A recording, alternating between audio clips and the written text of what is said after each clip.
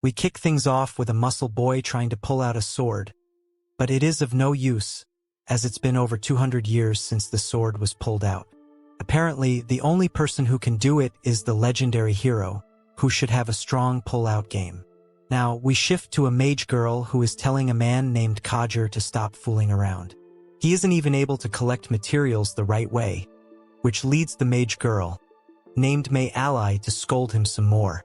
There's another man named Saruja, who is a thief, and he too mocks this Kajer fellow. He seemingly notices another item, so he goes to get it, but a man named Rake makes him trip and make a fool of himself. Rake is a swordsman who looks down on Kajer, whose actual name is revealed to be Luke. He too is a swordsman, but he's around 37 years old, unlike the others who are all in their early 20s. Saruja says he doesn't ever want to end up like Luke, and then May Ally says she does not like the way Luke looks at her with intrusive thoughts. Rake then holds her close to him and tells Luke to keep his eyes off his woman. Saruja only makes it worse by saying Luke has solo sessions thinking about May Ally. The couple now engages in a little tongue twister, and this is when we learn that out of everyone, Luke is supposed to be our hero. He says he's been an adventurer for about 20 years, but he only increased his rank once when he was young, and has been stuck at D rank ever since. People actually had high hopes for him, but at the age of 19, a monster damaged his arm, and it's only gone downhill for him since then. As of now, he's only used as a mule by Rake's party to carry stuff around, as he is supposed to be useless in combat. It's not like bro can change his job at such an age, so he sticks to drinking to keep himself content. Our hero is upset that he couldn't get a curvy babe like May Ally, who is definitely letting Rake's elephant play with her kitty cat. Luke can't seem to get over this fact, but he seems to have forgotten his way home in the middle of his drunken rant. He looks around for clues, and then he spots the holy sword that no one has been able to take out. Luke knows the legend about the sword as well, but he slurs quite a bit as he speaks. He thinks back to the time he thought he was going to become a Giga Chad hero. Of course, people had mocked him back then as well, but he was young with ambition. Sadly, Luke ended up failing the hero exam 3 whole times, which has led him to his current state. Our hero begins to cry, so we wonder if he can actually be cool. In his drunken stupor, Luke says that exams don't matter, and he is a great swordsman, so he climbs the rock to pull out the sword. In a surprising turn of events, this D-rank hero is able to pull out the sword with ease, and even he can't believe what he has just done. We don't know what happens after that, as we move to the next day where our hero has a hangover. He doesn't recall how he got home, and thinks that what happened last night was just a dream. He washes his face and laments how he's such a goofy character, but when he looks into the mirror, he notices that he looks a lot younger than he actually is. Now, a voice calls him from behind and refers to him as a contractor. Luke looks around to see who's there, but the voice is coming from the sword, which means he did not have a dream about this last night. The sword says that it is not a dream and can read Luke's thoughts. It is called Venus Wicked, and was awoken by our hero's shady hands. Luke is still in disbelief, but the sword tells him to straighten up. As it turns out, Luke is the chosen one as per the goddess of love and victory, Veen. Plus, he is Venus Wick's contractor now, because the contract gets signed the moment the sword is pulled out. There's no running away from it now, and Luke's new look is a part of it. Venus Wicked mocks him by saying a younger body makes it easier to wield the sword, and our hero anyway looked a lot older than his age. Luke is still trying to get a hold of things, but then he realizes that the arm the monster broke has also been healed. The sword is the cause of this, so our hero can finally farm some aura. He is happy with the contract as he has now obtained the legendary sword. Venus Wicked does have one question though, which relates to Luke not having known the embrace of a curvy babe in ages. Naturally, our hero's face turns funny upon hearing this, because he's getting violated by his own weapon. Luke wants to know why his sword is so interested in his python, so Venus Wicked says he needs a true man of culture to wield him. With that, he increases Luke's skills to that of a raging bull, and our hero is super glad that he has finally become whole again. Venus Wicked says this was necessary for the long-term plan, but does not elaborate any further. Now, it's time for Luke to begin his new life with the legendary sword. We get to see him in action as well, as Luke is able to take down an orc which is of D rank level with ease.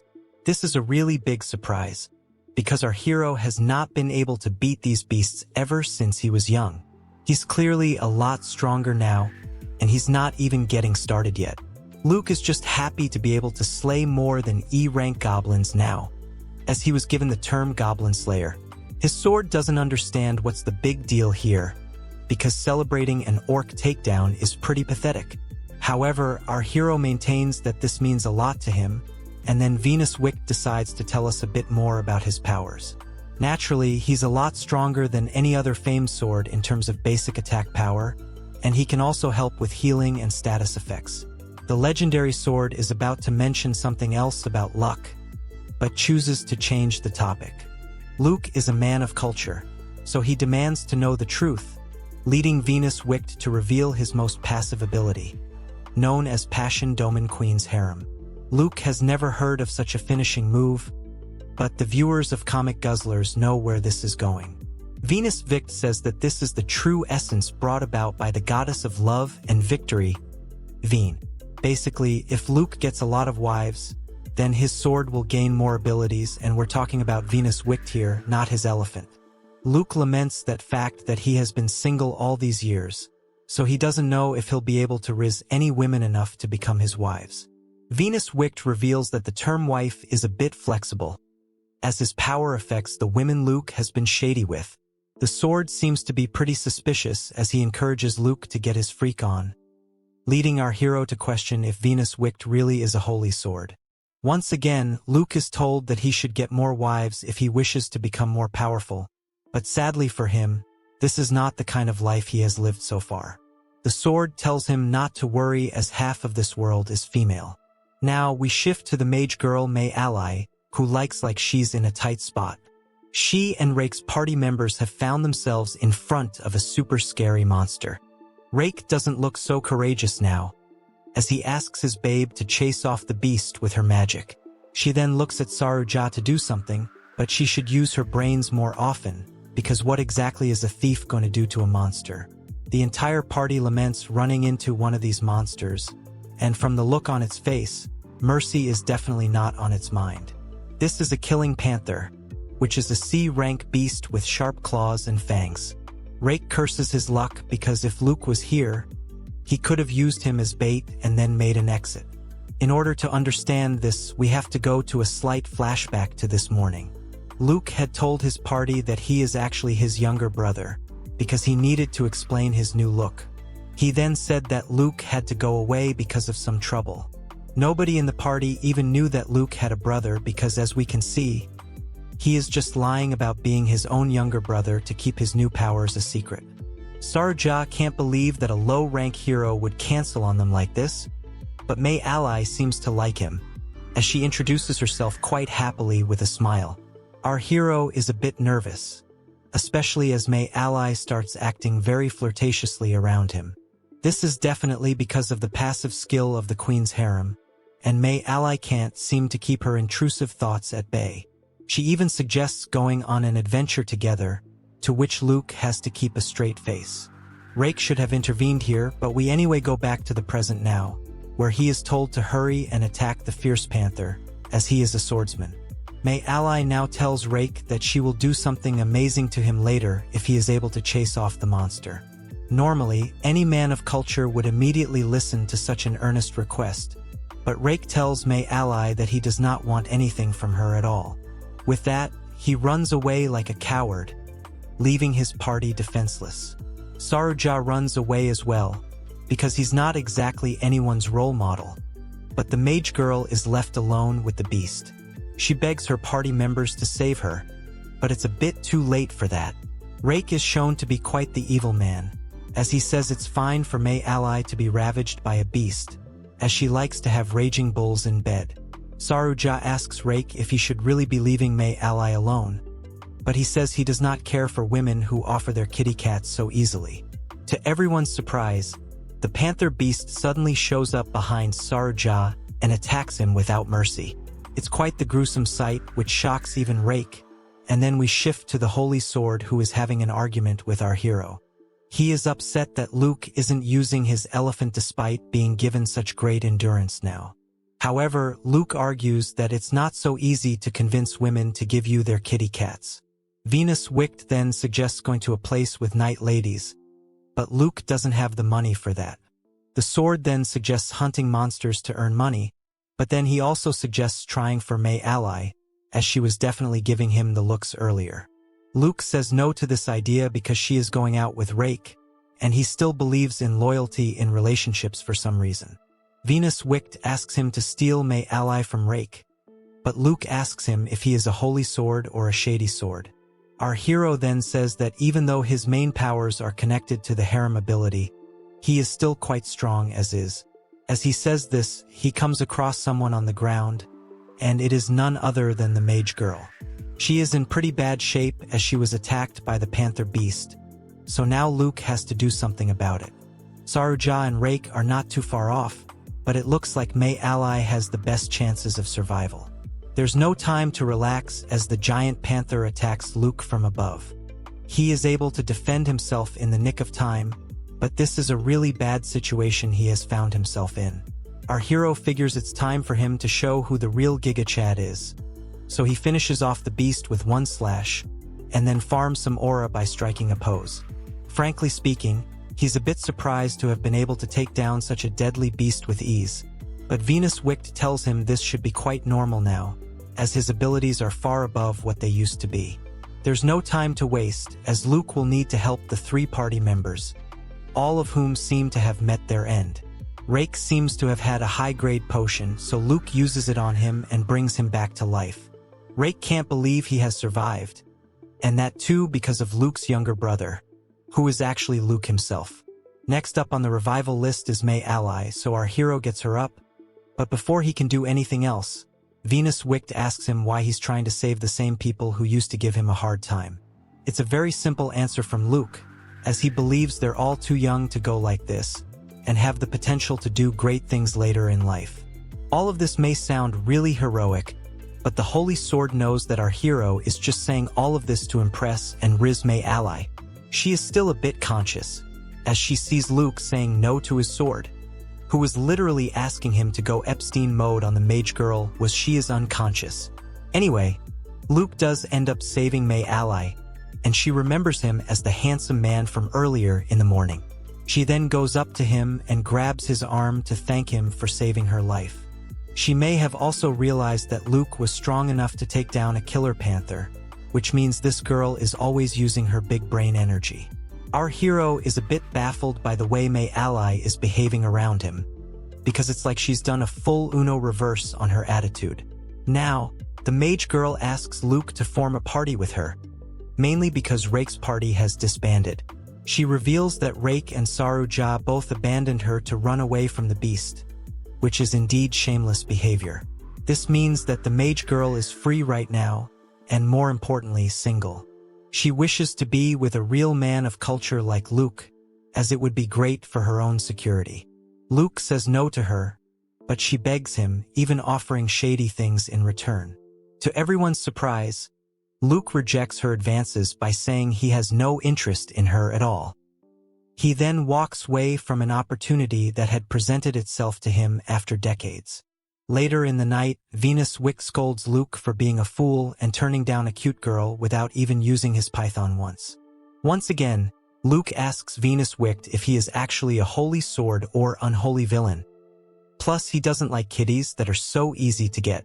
It's a bit of a paradox when it comes to men, but we cannot focus on such things now. The Holy Sword says that if it is a disease that our hero is worrying about, then there is no cause for concern as he was able to check May Ally properly and conclude that she is clean. We don't know what kind of power this is, but it would definitely sell for a lot in the real world. Now, Venus Wicked reveals one of his powers, which is that he is basically the ultimate contraceptive. This means that Luke can blast as much elephant water as he wants, but it will not result in a little Luke if he doesn't want it. Once again, Luke is confused as to what kinds of powers these are, as the Holy Sword would have definitely been a big hit on Earth. To respond to Luke, the Holy Sword goes berserk, saying he wishes to watch people do shady things. He's a bit too aggressive in his tone, so he probably needs to practice some control. Luke laments that Venus Wicked has some crazy powers, but also has the personality of a diddler or Drake. Another cause for concern is that the people in the bar are watching our hero taking to a sword, so they definitely think he's crazy or something. Luke tells Venus Wicked to keep shut, but the Holy Sword says it uses telepathy to talk to him. Luke would have wished to have known this sooner, but now Venus Wicked tells him the benefits of getting lucky. He gets to make great memories, and his Holy Sword will also gain more abilities. So it's a good thing and a win-win situation for them. Luke still says that if he does not get any princesses, it's fine because he has enough strength to take down a killer panther, which is a big deal. We can see that Luke isn't a proper man of culture, so Venus Wicked tells him that with his power, he can become a hero if he plays his cards right. However, Luke says that he's fine with not being a hero, as being a knight is more than enough for him. He's definitely not the ambitious kind. Luke basically just wants to have a sweet family with one wife and a kid, so that he can live like a happy old man, which is actually not too bad. Luke asks for another drink, but the Holy Sword has lost his patience, so he scolds Luke once again for not having any ambition, especially after he revived his elephant. Luke tells Venus Wicked to shut up, but then May Ally shows up and hugs him from behind. She asks him why he keeps turning her down, and the smell from her mouth suggests that she has had a bit of liquid courage.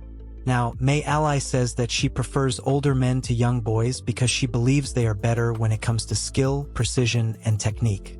Luke does not like the way she has said this, so he asks the mage girl what her body count is. She says that she would even give Bonnie Blue and Lily Phelps a run for their money, and is quite proud of it too. May Ally then says that the only thing that men want from her is her curvy body, so she does not mind. However, Luke believes the only good things about May Ally are her massive pillows. He then tells the mage girl that she might be getting betrayed a lot because of how she keeps involving herself with multiple men. May Ally does not seem to be concerned even in the slightest way, as she goes on to talk about how she steals the innocence of men and then dumps them. This would scare anyone, let alone Luke, so now we can understand when he is hesitant to get with the mage girl. Now, May Ally tells Luke that she does not care who she parties with, as she is feeling extremely shady right now. She strikes an alluring pose and asks our hero to do unspeakable things to her. Luke is in a tough spot as May Ally keeps asking for a python, and she is very persuasive about it, which means that our hero can't even put up a fight against her. He finally crumbles due to the pressure, probably because he's a little drunk himself as well. He states that a man who says no to a delicious meal is a shame to all men, and this is all that Venus Wicked wanted to hear. It's time to go to a room and finally give the Holy Sword what he has been waiting for. Now, we move to the next morning, where we see that Luke has indeed gone through with the act and done shady things with May Ally. It was so intense that he shot his elephant water around 10 times, which has to be some kind of global record. The Holy Sword is quite happy and even teases our hero about it, but he tells him to shut up because this is like a permanent scar on him now. Regardless, Venus Wicked says that he had a blast last night, and he wants our hero to keep doing these things again and again, which repeats his tendency to sound like a holy sword. At least one thing is good, which is that May Ally did not get pregnant, so Luke doesn't have to worry about becoming a father just yet. Of course, the Holy Sword says that he can make it so that Luke will have kids whenever he pleases, but our hero would rather not have that kind of responsibility dumped on him just yet. It's time for the plot to move forward, so we see some horses and some carriages. These coaches seem to be going to the capital, so the leader asks if there are any late arrivals. Luke makes it in time, so he is told to hurry up and get inside. Our hero steps into a coach and finds all kinds of people already seated. As Luke makes himself comfy, his Holy Sword asks him why he is going to the capital. Could it be that he now wants to get more curvy babes after the events of last night? However, Luke says that he is actually going there because there is a test happening there which will get him into night school. This amuses Venus Wicked, but he then remembers that Luke did want to become a knight at one point in his life. Our hero had given up on this dream a while ago, But with his new sword, it will be possible for him to become a knight. There's also the factor of having to be under the age of 30, but that's still too old for Drake. Luke has shaved in a rush, and he asks Venus Wicht if he looks under 30, to which he says yes. Our hero will rely heavily on Venus Wicht for the swordplay, but then he says that he will make May ally his princess and get a power-up. Luke says no to this, so Venus Wicht deduces that our hero does have a preference for innocent girls. Luke tells his shady sword to shut up, and then he notices a small child telling his mom about the strong men surrounding the carriages. These are the guards in charge of the security, and one of them tells the little boy that he will keep him safe throughout the trip. His name is revealed to be Garda, and he is a C-rank adventurer. The little boy is pleased to hear this, and discusses with his mom on how powerful C-ranks are. He then notices Luke's sword and is amazed by it, so he asks him for his rank, but that's an awkward question for our hero. He lies and says that he's C-rank, so the kid is happy to hear that. Anyway, it's time to leave, so everyone needs to get into their seats. In the middle of all this, there's a shady character in a cloak, so something off is definitely going to happen. Now, the carriages depart for the capital, and the kid dozes off, as does our hero. The cloak man is still awake, and then we shift to the guards who comment that these jobs are a piece of cake to them. The only monsters that usually appear on these trips are kobolds, so it's going to be easy money for them. At this rate, they'll reach quicker than before, so the Holy Sword says there's some place he wishes to visit. Luke asks which place it might be, and Venus Wicht says it's the nighttime area, so our hero rejects his appeal. Suddenly, the coach comes to an abrupt halt, which is a bit odd. Luke goes outside to check what's up, and he's shocked to see that a massive wyvern has shown up over here. These beasts are quite deadly and are considered to be B-rank threats. Our hero laments running into a strong monster yet again after yesterday's killer panther. So he asks Venus Wicht if he is an unholy sword who brings him bad luck. This naturally offends him, so he says that he better not be compared to such a horrible item. Things are not looking good, as the wyvern starts eating the horses, causing the kid and his mom to panic. The mother tries to assure her child that the guards will save them from this scary beast, but Garda tells everyone to run. The kid asks him if he is going to protect them, but the shameless man shoves the little boy aside, saying this monster is a B rank, so there's no way he and his men are beating it. The so-called guards run away, which is rather pathetic, so the kid asks his mom what they're going to do now. Luke realizes that as adventurers, Garda and his men are not in the wrong, as they usually have to keep their own lives as the #1 priority. However, looking at all the innocent and helpless people in front of him makes him realize that he is a passenger now, not an adventurer. Of course, that should not matter because a true Giga Chad will never just sit back and do nothing while others are at risk. On that note, Luke draws out his sword and tells everyone to run into the forest, as wyverns are too big to enter them.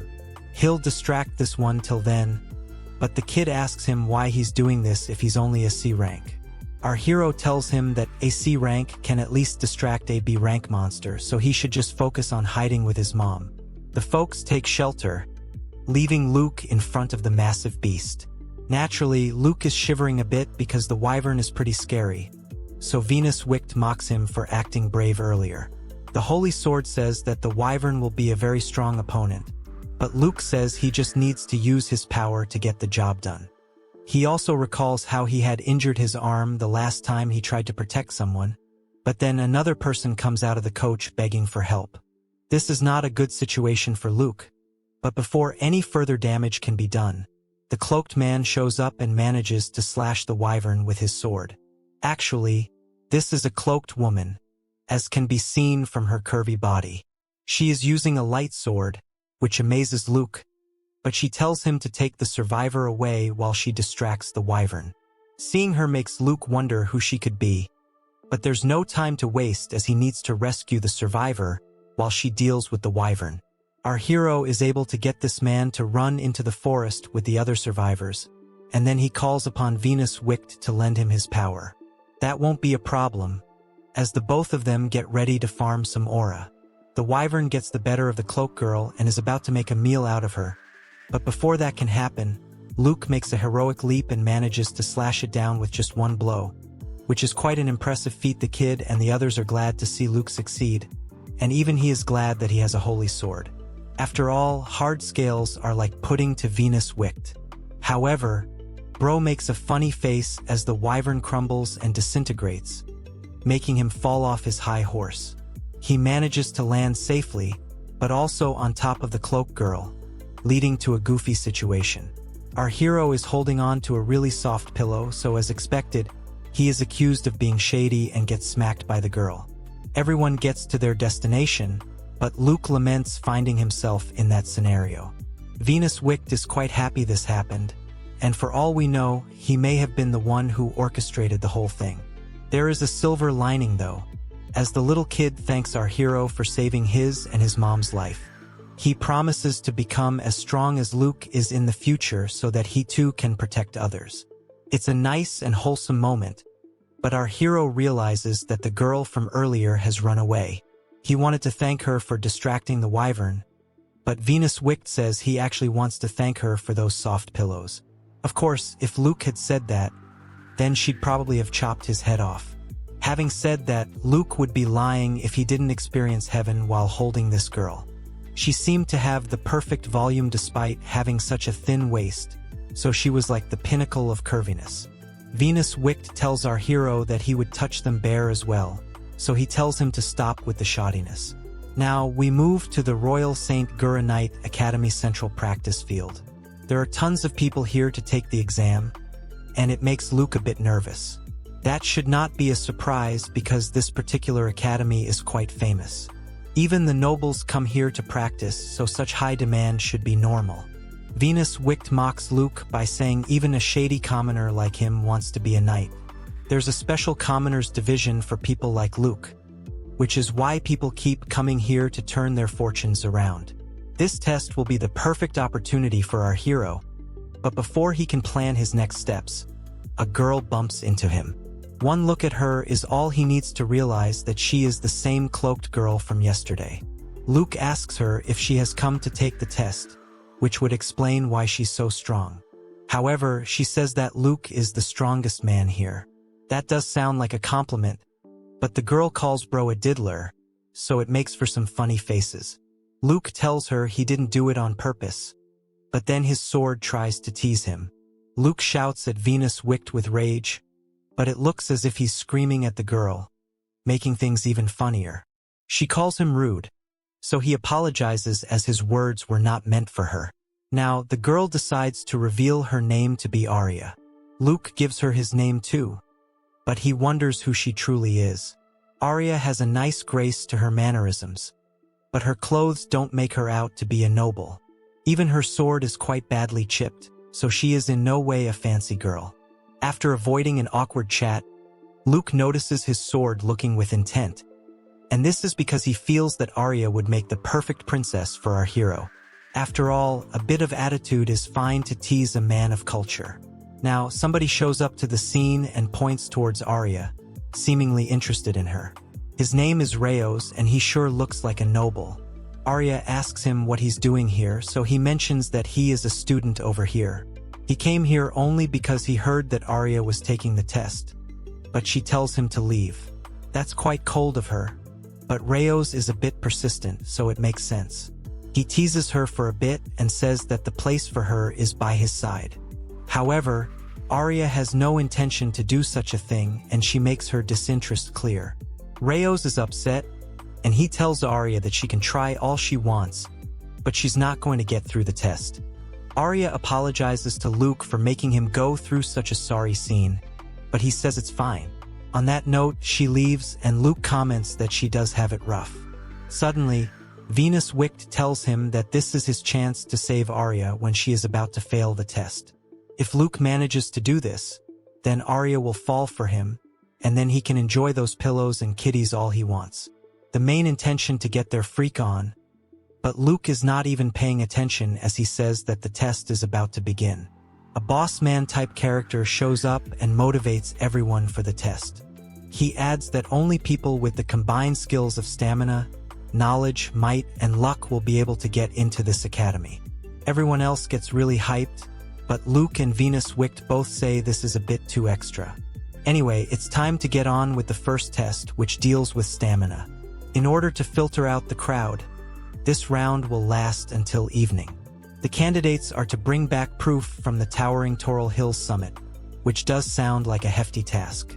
Both Luke and Arya prepare themselves now, as the test for the academy finally begins. This entire trip will be around 60 kilometers, plus there are additional obstacles too, such as a rough road and monsters on the way. This test may sound simple, but is quite cruel, which is probably why most of the candidates will drop out either because of the monsters or because of exhaustion. Of course, this will not hurt our hero because he has the cheat code of using the Holy Sword. However, this does not mean that life will be easy, as we see Luke grasping for breath as he completes the first round. Arya does not seem to have returned, so the examiner considers removing her from the list.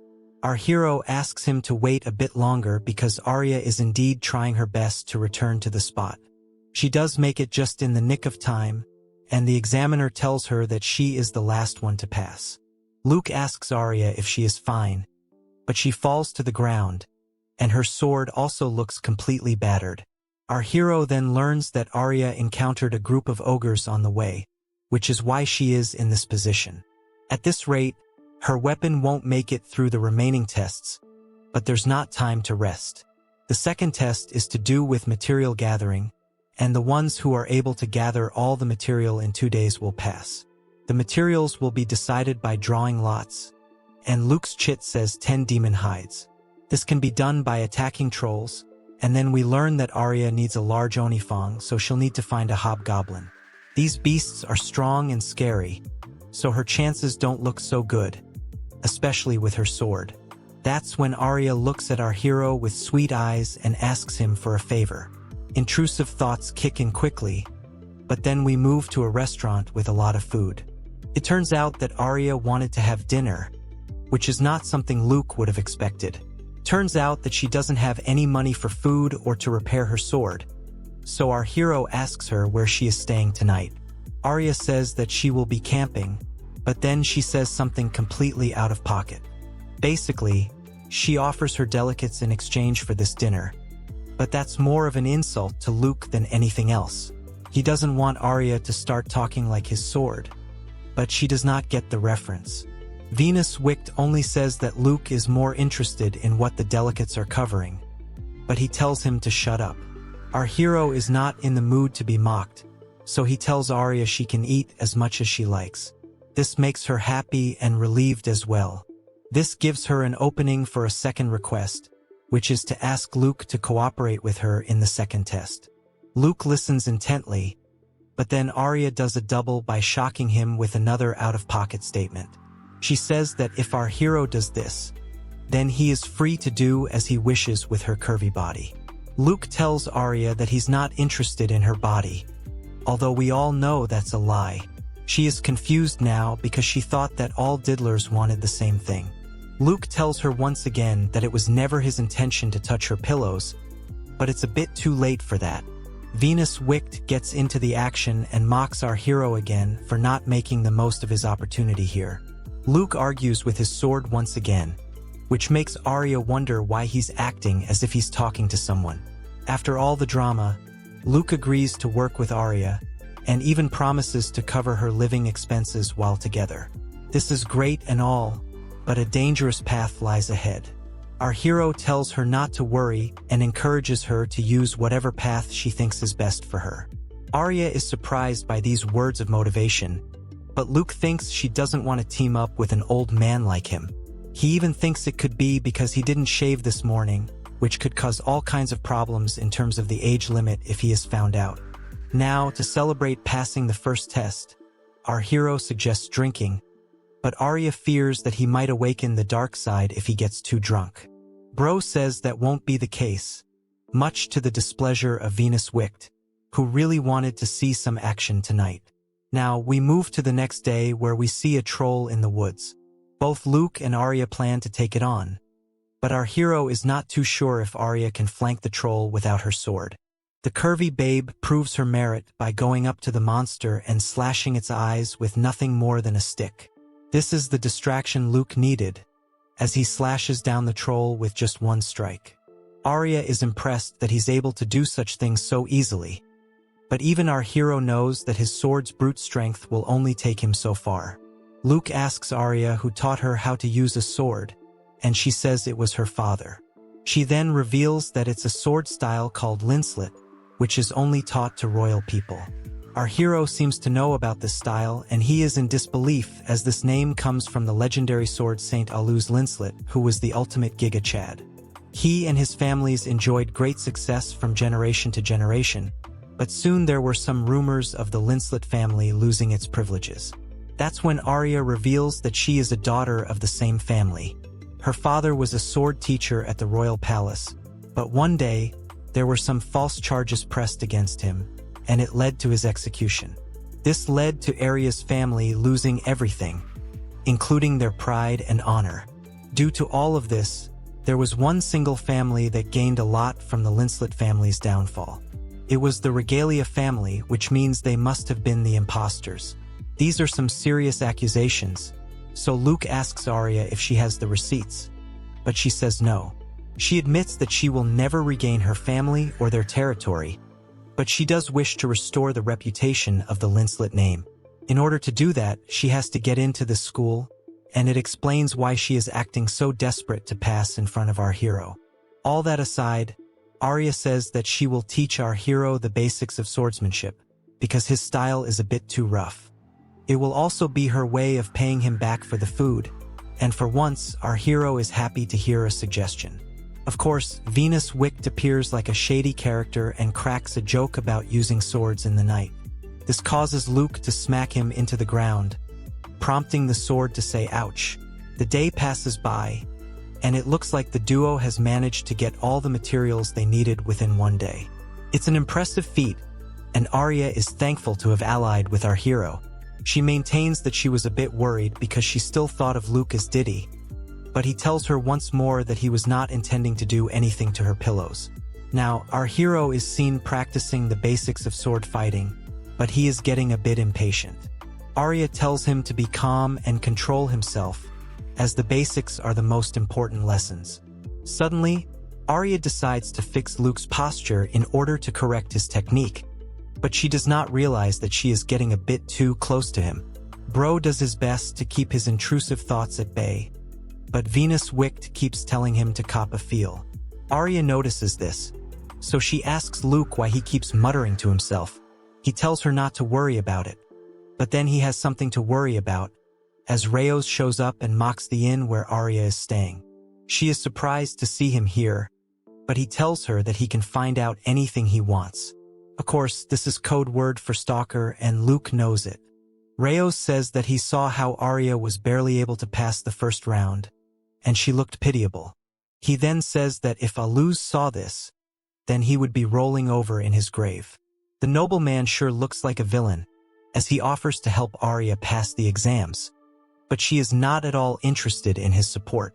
That's when we all learn and realize that Ryos is from House Regalia, so there is no way at all for Arya to rely on him. Naturally, this comes as a shocker for our hero as well.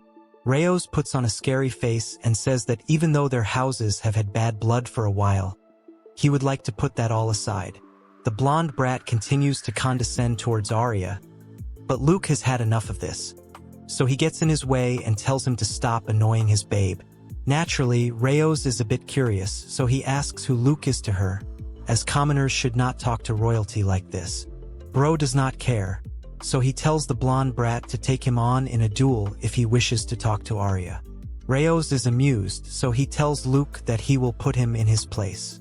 Our hero doesn't care about that, and he says that if he wins, then Ryos should never go near Arya ever again. Venus Wicht points out that Luke should have simply turned this into a duel for the girl sort of vibe, but Luke scolds him for not taking this seriously. He even fears losing, but his sword tells him that won't happen as long as he has him. The holy sword becomes unholy again, as he starts to recite some twisted thoughts about Luke and Arya getting it on. Our hero tells him to calm down, but even Ryos asks why he is muttering to himself. Now, it's time to get serious because the blonde brat is a highly skilled fighter, who's only had the best teachers right from when he was a kid. He is also known for taking down several B-rank monsters, so this is not going to be an easy win. Ryos now says that he is wielding a practice sword, but it still has mithril ore in it, so he doubts if Luke will be able to overcome his attacks. The blonde brat insults Venus Isekai'd as well, which makes the holy sword angry and eager to exact revenge. The bloodlust may not be as much from Luke's side, but it's time to show who the real boss is.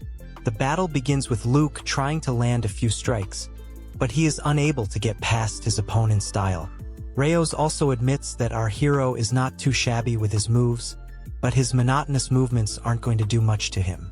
However, just as Ryos thinks he's going to farm some aura, Luke is able to slash off his sword in two and leave him with his jaw on the floor. The blonde brat can't believe what he has just seen, but Luke says this is what he gets for mocking his sword. He has won and is the stronger of the two, so he expects Ryos to respect his promise. Naturally, the blonde brat is annoyed, and he tells Luke that he will regret his actions. Now, Arya thanks Luke for what he did, although he feels that he may interfered when he shouldn't have. The curvy babe says she's actually happy that he stepped up for her, and she makes a sweet face almost as if Luke is her Oni-chan. This is a great moment for our hero, but his sword gets in the way again, and says this is the time to unleash the tongue twister 900. However, Luke still doesn't go for it, which means he really needs to do better as a hero on Comic Guzzlers. Now, we move to the next day, where we can see our hero and his babe taking down more monsters and eventually collecting all the materials they needed to pass the test. The third round turns out to be something that Luke has not done in over 20 years, which is a written exam. It is one of his worst weaknesses, but thanks to ARIA'S support, he is able to clear the exams with ease. Now, it's time for the fourth round, which will be held at the west of the capital, at the Sarando Great Labyrinth. The objective is to reach the safe point on the third floor by 9 o'clock, 3 days from now. This is not the only thing, as there will only be 32 people who will pass on a first-come first-served basis. This labyrinth is not going to be some kind of child's play, as it is known to be very dangerous. Luke figures that he will need to get Arya a new sword if she is to have any chance of clearing this round. Suddenly, someone bumps into Luke, causing a brief sense of panic. He looks like an old man, who apologizes for his goofy behavior. Now that everyone has got the brief, it's time to leave. Nobody wants to waste any time, so they all hurry up in the race to the finish. Of course, something suspicious has to happen now, so we see someone watching from a distance. This is the old man from earlier, who is revealed to be a spy for Ryos. He tells the blonde brat that he has placed the device on our hero, which had happened when he bumped into him. This old man's name is Shudel, and he wishes to do this job for his master rather than Ryos doing it himself. However, the blonde brat says that it's a lot more fun to chase and corner your prey by yourself, as it allows you to have more fun. He then makes a shady face and says that Arya can only be his. He will not allow any other man to have her, so this is definitely some kind of toxic behavior.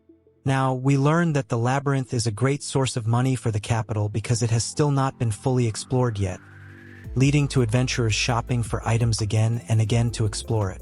This place is underground, and every floor in it is different in terms of layout. As a matter of fact, quite a few people have lost their lives here as well, searching for greatness. The first floor only had E-rank monsters in it, so it wasn't much of a challenge for our hero and his babe to make it to the safety point. However, they did get lost in between, so they took more time than usual. Arya doesn't even know where they are at this point, so Luke says they need to make up for their slow start. He tells his babe to sleep in the tent while he sleeps outside, but she says that our hero should be the one to get some rest as he is the main attacker. Of course, Luke is a true man of culture, so he says he can't allow a girl to sleep outside. This leads Arya to act shy, but then she says that the both of them should sleep in the main tent, which is definitely a bad idea for Luke. Arya asks if he plans to do something weird, but he obviously says no, which means there is nothing to worry about. Of course, Venus Isekai'd knows better than most that this does not guarantee any PG-13 viewing, so we'll all just have to go with the flow. The curvy babe says that they have a long way to go, so it's important for Luke to be rested, But the problem is that he has so many intrusive thoughts in his head that he just can't sleep. As expected, his holy sword tells him to make a move, but he says he can't do this because he's not Drake. Of course, Venus Wicked says that these are simply words, because Luke's elephant is telling him a completely different story. Luckily, the couple is able to get through the night without any incidents, and then they move to the second floor, which is filled with D-rank monsters, and is in the form of a forest. Luke and Aria are both able to clear this floor as well, which means that they only have one more floor to clear. From the looks of it, this floor has trolls, ogres, and C-rank monsters on it, and the safe point is closer to the part that connects this floor to the fourth floor. Luke worries that sea-level monsters are scary and tough, but they should be able to handle the threat. Just as he says this, our hero is attacked by a monster from behind. Luke tells Aria to get back after avoiding a blow, and then he takes a look at what he's up against. These monsters look like the Titans from Attack on Titan, and they all break through the walls of the cave, so the reference is quite on the nose. Plus, these beasts are really acting strange, so Luke wonders what's the scene. The beasts clearly seem to be targeting our hero and also might be female, so Venus Wick says that Luke truly is the lady killer he knows him to be. Jokes aside, there's something suspicious about these beasts, but a solution needs to be made.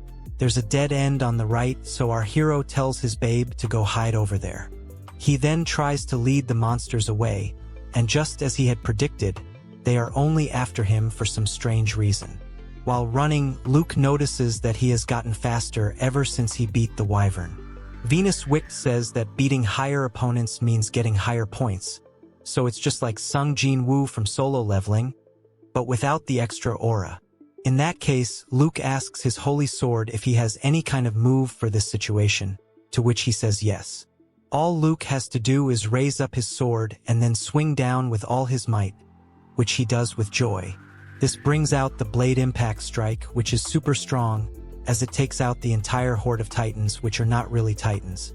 Venus Wicked says that this method is great, but is best suited to taking out groups of enemies who are spread out. Aria rushes to our hero and asks him if he is fine, but he just says this was an easy win. They need to keep it up and make it to the safe point, and he even holds her hand, which causes her to blush. They both agree to do their best, and then the holy sword sneakily laughs as he expects something of substance to happen tonight. Now, the couple reaches the safe point, and they are numbers 28 and 29, which means they're not even last on the list. The both of them are glad to have made it, but Aria admits that they took extra time because she hurt her leg. She would have gladly given Luke the spot if she had to choose one of them, but our hero says that he would have withdrawn if Aria didn't make it. He even turns on his Rizz as he tells Aria he wishes to enroll with her. This causes her to blush, but Luke mistakes it for him saying something creepy to her. Venus Wicked also has something to say about this, but he chooses to refrain as of now. Now, it's time for the final test, which will be a series of mock battles to be had one-on-one. Each applicant will have to fight against a student who is already enrolled in the academy, and their names are all mentioned in an envelope that's handed to each applicant. Luke laments that they will have to use real swords for their battles, but then he notices that Aria is in a spot of bother. He asks what's the matter, but then he learns that her opponent will be none other than Ryos. This is bad because we all know the blonde brat pulled some kind of trick to make this happen. Later, the couple has a chat, and Luke tells Aria that Ryos really wants her to fail.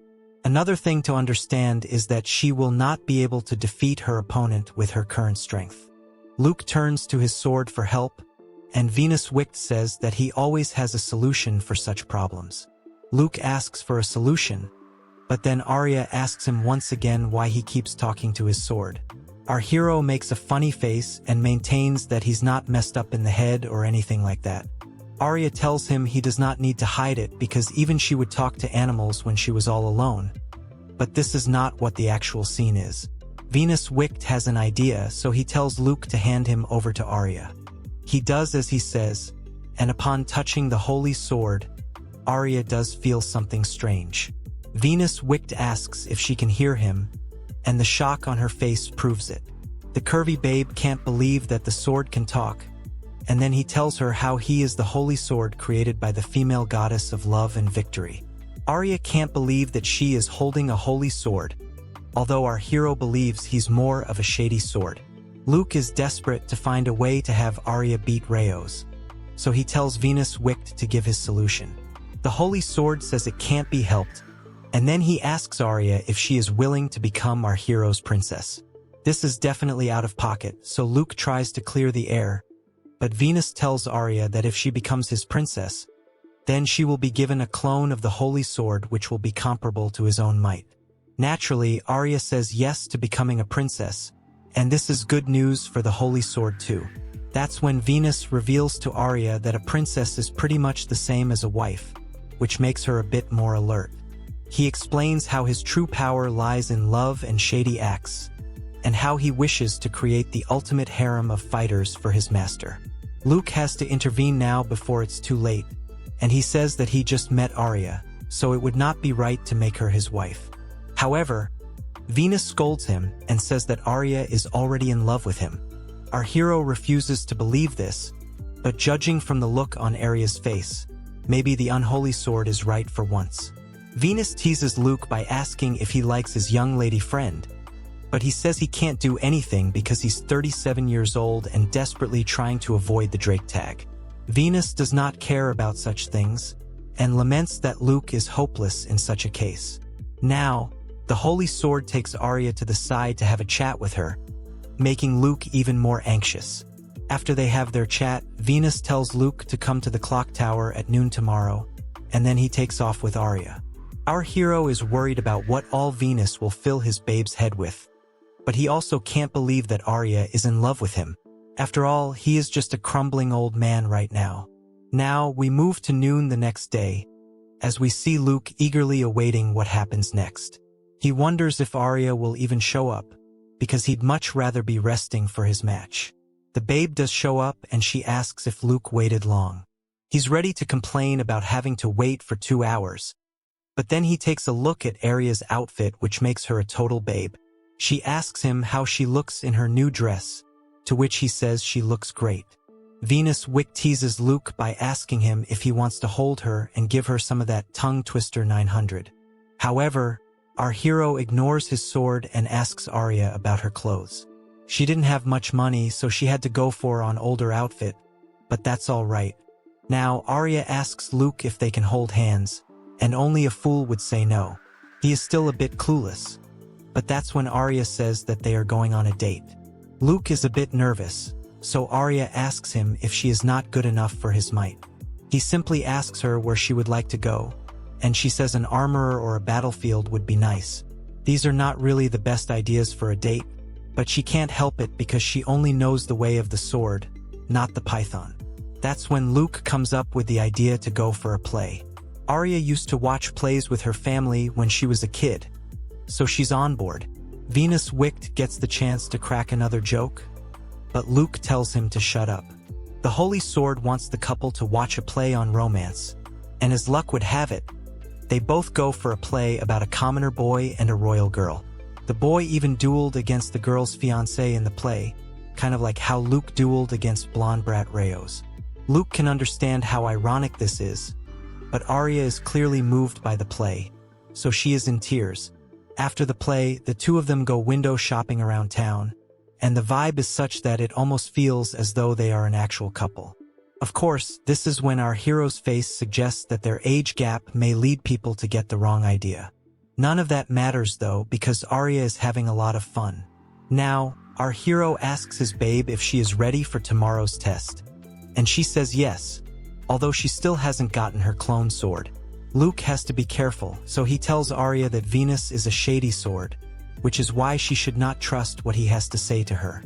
Naturally, the Holy Sword gets upset, but before anything else can happen, Aria tries to shove some booze into Luke's mouth.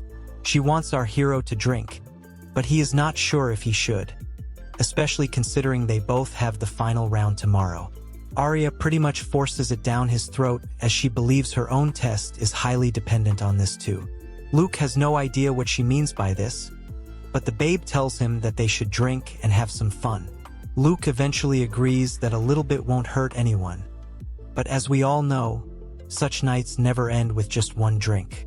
Now, we move later into the night as Arya brings Luke back home, but he's totally wasted. He can see multiple ARIA'S around him, which is not too surprising for a man like him. It's safe to assume what is going to happen. As Luke tells Arya she smells really nice, our hero starts to hug his babe, so she asks Venus if he is fine.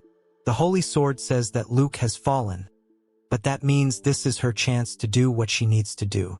On that note, she pushes him aside and gets into some alluring attire, asking her lover boy to do what's needed. Now that he's drunk, he does not need to hold back as he unleashes the dark side. Elephants and kitties come out to play, but Venus is in a tricky spot as he is in his sheath and is unable to see what's going on. Now, we move to the next morning where our hero realizes that he has messed up. Seeing Arya next to him makes him realize that he had gone on a drunken rampage last night. Luke is able to remember how Arya got him blackout wasted last night, which led to tons of unspeakable acts. Soon enough, Arya also wakes up, and she hides under the blanket out of shyness. She does not want to show her face, but Luke needs to talk to her, so he raises the blanket. He tells her that it does not matter how badly she wishes to pass, because Arya should not have given her body away to a man she does not love. This is not a matter of pride for her, but then she scolds Luke and calls him a fool because she would never do such a thing with a man she did not love. Our hero is a bit confused by this, so Arya has to spell out to him that she is already in love with him. He can't believe what he is hearing, and it leads to a hilarious declaration of love from Arya. Luke once again asks her if this is what she wants, because he's pretty old for her. However, she says that age does not matter to her, as she is old enough to make her decisions as per the rules of this world, although no comment can be given about how this would turn out on Earth. Now that Arya has confessed her love, Luke thinks it's a bit unfair that he now has to take responsibility for her. Of course, in the middle of this extremely messed up situation, Venus Wicked arises like Sung Jin Woo's shadow and congratulates the couple on what they have done. He is so happy that he could explode right now, and declares that Arya is Luke's public wife, or rather precious princess now. Venus talks about last night, prompting Luke to ask if he watched any. However, the Holy Sword could only be unholy to the point of hearing what was going on. He goes on to explain it, but we'd rather not have that, as the expressions on Luke and Arya say it all. Anyway, now that the deed is done, it's time to give Arya a duplicate Venus sword. He goes on to spread some light, after which a sword is created for Arya. This is called the Mimic Soul Crimson Princess Benihime. Arya is happy with her new weapon, and Venus says that the sword will only get stronger the deeper Luke's and Arya's feelings grow for each other. This is why it's very important to continue shady acts. Although Luke suspects Venus is just trying to push his own agenda, Venus says that with Benny by her side, Arya will be able to talk to Luke no matter how far they are. She wants to try it out, so she asks Luke if he can hear her mind. He says yes, so Arya says once again that she loves him. This would be a very sweet moment if the both of them were not in their birthday suits. So Luke asks Arya to get dressed even as she continues to be sweet and cute with him. Venus adds that the closer their hearts are, the farther they can communicate via their swords. Arya is thrilled to hear this, so she wishes to deepen her bond with Luke even more, if you can catch our drift. Luke is not sure if his elephant is ready for it, but Arya wants to do well on her test, so she basically begs him for this. Venus only has to gain from such a situation. So we can safely assume that things happen between pillows, kitties, and elephant water. Now that all of this is done with, we move to the training hall inside the academy. The matches are underway, and we can already see some of the participants failing against the existing students. Arya is a bit nervous about her test, but Luke seems to be all right. Our hero is up first, and his opponent seems to have a very big sword, although nothing can be said about his elephant. Luke tries to carry out this fight in good spirit, but his opponent says that he'll have to be serious because he is under strict instructions to do so. This does seem a bit suspicious, as the opponent tells Luke to surrender while he still can. He doesn't want to hurt our hero, and this is when we realize that the whole thing must be because of Ryos. Luke figures that he will be failed even if he fights well, so he has no other option but to win this encounter. He tells the man thanks for the warning, but there is no way he's going to surrender so easily. The opponent says that he's the top-ranked fighter in the school, so Luke is not going to get away so easily. However, a true Chad never backs away from a battle, so Luke gets into the ring. The fight begins, as we see the opponent wielding the giant sword as if it's really light. Our hero doesn't seem to have any problems with this though, as he is able to dodge his attacks with ease. This goes on for a while, but it does not look like Luke is going to be hit even once. Venus laughs and says that Luke has become even more powerful due to his princess bond with Arya. The opponent loses his patience and calls out our hero for running around. He wants some action, so Luke gives it to him by attacking his sword and causing it to crack. The whole thing is made of mithril, so it's hard to believe that a normal sword would be able to break it, but this should be the least of the opponent's worries. Luke goes on to show his true strength with a slash attack, but he doesn't even go full power before his opponent is down and out, in desperate need of a healing potion. Luke laments that this fight wasn't even that tough, and Venus tells him that this is just the beginning for him. If he gets more princesses, then he will be able to become even stronger than the average hero on Comic Guzzlers. However, Bro is not interested in any of that. Arya congratulates Luke on passing, but he will only celebrate once she passes as well. It's a nice and sweet moment between them, but of course, something odd has to happen. The instructor tells Luke to go to another location for further procedures, but this is strange because all the matches have not ended yet. However, the instructor tells him that he is a special case, so he needs to get going. This is also for ARIA'S sake, so Luke tells her he'll be off for these special procedures. Before leaving, he tells his babe that she can win, and she gets the motivation to do her best. As Luke moves outside, he figures there is some kind of conspiracy going on here, as his match was clearly set up by Ryos. Suddenly, he comes across Shudel, and recognizes him as the man he bumped into earlier. The old man casts some kind of spell which makes our hero's whole body go numb. He is unable to fight it, and he falls to the ground, making him vulnerable to attacks. Shudel mocks him by saying he will not take his life, but will make sure that he is asleep for ARIA'S match. And that's when Luke realizes that the old man is an underling of Ryos. Things are not looking good for Arya, but it's not like our hero is currently able to do anything about it either. Ryos shows up and tells Arya that her man is fine for now, making her nervous about how Luke is doing. She asks him what he has done to her lover boy, but Ryos says that if she wants our hero to come back unharmed, then she has to become his slave and put on some kind of shady item. This is the necklace of slavery, which essentially binds the wearer to a slave contract with the owner. Arya stands her ground and refuses to yield, leading Ryos to ask her if she simply used Luke for his elephant only to throw him away once she's done with him. This is obviously not the case, as Arya believes in her lover boy and is confident that he will be fine. She is also sure of her own win, which makes the blonde brat a bit annoyed. Now, we move to Luke, who is asked by Venus if he is alright. He is fine, but has been brought to an unknown location by Shudel. The old man does not know that our hero can talk to his sword and to Arya as well, but he does mention how everyone in the Regalia family is so greedy and selfish. He even feels bad for Arya, but then Luke interrupts him by saying he has figured out he works for Ryos. The old man can't believe that Luke is already awake, although his body is still a bit numb. Shudel wonders if his poison is not working, but not all poison is effective against a python. Venus says that he is able to boost Luke's resistance to poison, which is why he has been able to wake up so soon. Shudel is not here to play games, so he is ready to make things worse by using even more poison for his next attack. Arya talks to Lucas through her sword, and asks if he is all right. Luke tells her he will be just fine, and she should just focus on her own match.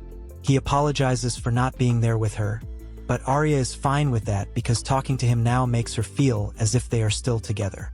Now, it's time for the match to begin, and the blonde brat is ready to make Arya cry with his rage. However, Arya mocks him by smiling and saying he was the one who was crying when he lost to her 4 years ago. That is indeed pathetic, but Ryos is not here to be violated, so he begins the match. The blonde brat tries to land a fierce strike, but Arya is able to block him with Benny. Ryos believes that Arya's sword will break because his own weapon is made of the finest mithril you can find. To his surprise though, Arya seems to be doing just fine, and she says that her sword is something special. On that note, she launches an attack on Ryos, and he is totally cooked. The others watching the match comment on how elegant and powerful Arya is, and they want to know more about her. Ryos can't believe that he isn't even able to get a single attack in, so he becomes frustrated. He reveals that he has been trying to polish his sword skills for the past 4 years, and he even has enhanced armor, but that is no match for the hero's babe's plot armor. He is totally struggling against Arya, who seems to be enjoying the way she's dominating her opponent. Ryos is not going to take the disrespect any longer, so he uses a cheat code and freezes Arya's sword. She can't believe it, but Ryos says he didn't expect her to make him use this trick. His sword has the ability to freeze anything it touches, so now it's his turn to go on the offensive. The blonde brat is able to show off some of his moves now, meaning a full Uno reverse has happened. Ryos makes a really ugly face as he pushes Arya to admit defeat, but she says that it is he who is going to lose. The babe unleashes a flame attack, which is shocking to Ryos. Venus explains to us that this is not some random flame either. It's because his replica sword can increase its intensity based on its owner's nature. For Benny Harem, he has a scorching ruler, which is why he's become such a fiery sword.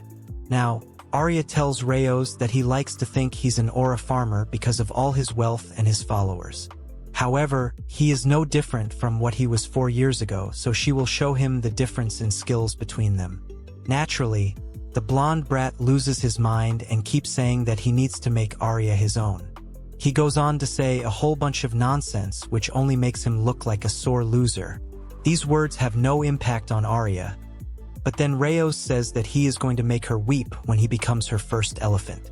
In a hilarious twist, Arya reveals to him that Luke has already done the deed with her, so she has become a woman. The blonde brat is so stunned that he doesn't know how to react to these words. That's when Arya decides to unleash her finisher move and beat him with ease. She becomes the victor, and somebody needs to come to wipe out the fire. Now that she has won, Arya tells Luke that he needs to come back to her. Our hero is still having a stare down with Duel, who says that he was planning on leaving him alive at first, but will now act as per his discretion. Luke asks the old man if he is doing the right thing, because this is technically against his orders. However, Duel says that if he lets our hero live, then he and Ryos will both get exposed. He does say that his young master had specifically ordered him to keep Luke alive, but then he remembers that Ryos also wanted to have his earlier humiliation taken care of. Luke comments that the both of them are Susie fools, but the old man says there's nothing better than being faithful to one's desires. He has come to the decision that he is going to end Luke, and even Venus says that he's getting a bad feeling about Duel's sword. The old man does praise Luke's holy sword, so Venus says that his opponent has a rather keen eye. Our hero doesn't understand why Venus is siding with the enemy, but that's only because he himself never praises Venus. Now, Duel says that his own sword is quite the masterpiece, as he strikes instantly, with Luke barely being able to protect himself. He could not sense any bloodlust from Duel, which means that the old man is quite used to assassinations. Duel is impressed by Luke's skills, but Venus gets a bad feeling, so he tells Luke to get back immediately. This is when Venus reveals that Duel is holding an unholy sword, which contains all kinds of poisons. Any normal sword would dissolve simply upon touching it, which explains how Duel was able to knock out Luke earlier with poison gases emitted from the sword. The old man is impressed that our hero has figured out how powerful his sword is, and now it's time for a show. He unleashes his poison fang attack, and this makes Venus realize something else. Duel had planted something on Luke when he bumped into him, and this device unleashed a poison gas that excited ogres. It was why those wannabe titans attacked Luke and only targeted him in the earlier round. Shudel now says that he may have underestimated Luke, but he is going to put an end to it all now. The old man goes crazy and cuts himself with some poison. Luke looks really confused, but Shudel explains that there is a poison which can enhance the body as well. He can produce that poison, and so he uses it to get a physical boost. The old man turns into a super big muscle bro, and this is bad news for our hero. Luke is barely able to fend off his enemies' attacks, as Shudel has some super impressive powers and speed. No human should be capable of this, but the old man is only concerned about how much longer Luke can keep up with this. All this hype is of no use to Shudel though, as Luke manages to chop off the hand that's wielding his unholy sword. Our hero then tells him that he has some fearsome powers, but his sword is much stronger. The old man can't believe that such a thing has happened, and Luke tells Venus that he has finally praised him, but the holy sword doesn't like his tone. Luke tells Shudel to treat his wound because he doesn't want to end him, but Venus notices that the enemy is acting strange. Shudel uses his unholy sword's poison as anesthesia for his wound, which is quite scary to watch. The old man isn't going to quit, so he unleashes a toxic gas after injecting himself with the antidote. Luke is in a spot of bother right now, but he quickly recovers, much to the shock of his enemy. Venus knew this was coming, so he strengthened our hero's poison resistance. It's time to get serious now, as Venus feels offended that a low-tier unholy sword is being used against him. Luke injures Shudel badly, but he doesn't finish him off because he wants information from him. This is not a bad move, but it does allow the old man to create a smokescreen and escape while our hero is distracted. This is not ideal for Luke, but at least he gets to meet Arya later unharmed. He laments being unable to capture Shudel, and even Venus did not anticipate that the old man had a smokescreen prepared in case he lost the fight.